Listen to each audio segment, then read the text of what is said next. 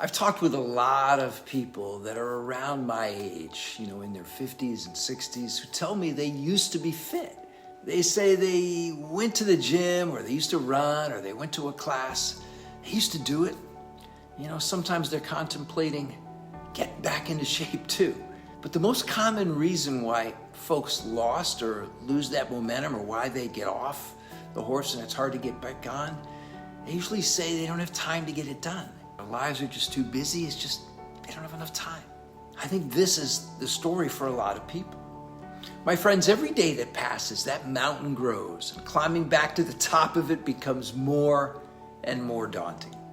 The time and energy we think we need to set aside for exercise becomes more and more. As time goes on, and the older we get, the more it grows. And of course, the motivation to start something without the guarantee of some kind of tangible reward at the other end is just too difficult for most of us to overcome. Well, here's my message to you. Start with something so absurdly small, it's almost imperceptible that it's a change. Think of it this way. The result you're looking for when first starting or starting back up is not physical as much as it is mental.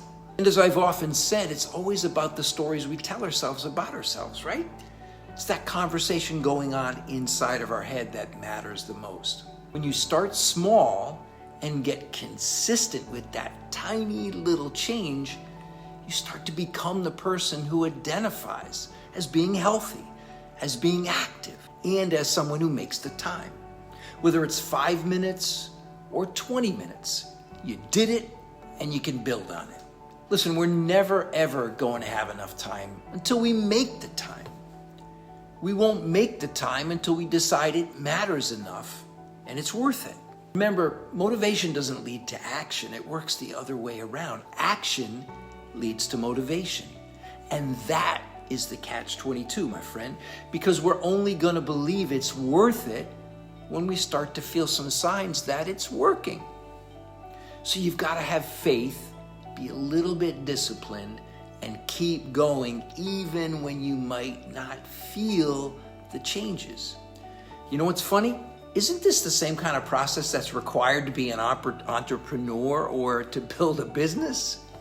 Listen, right now, today, start moving toward that dream of becoming more fit and healthy that you've been putting off for far too long. Start small, be consistent.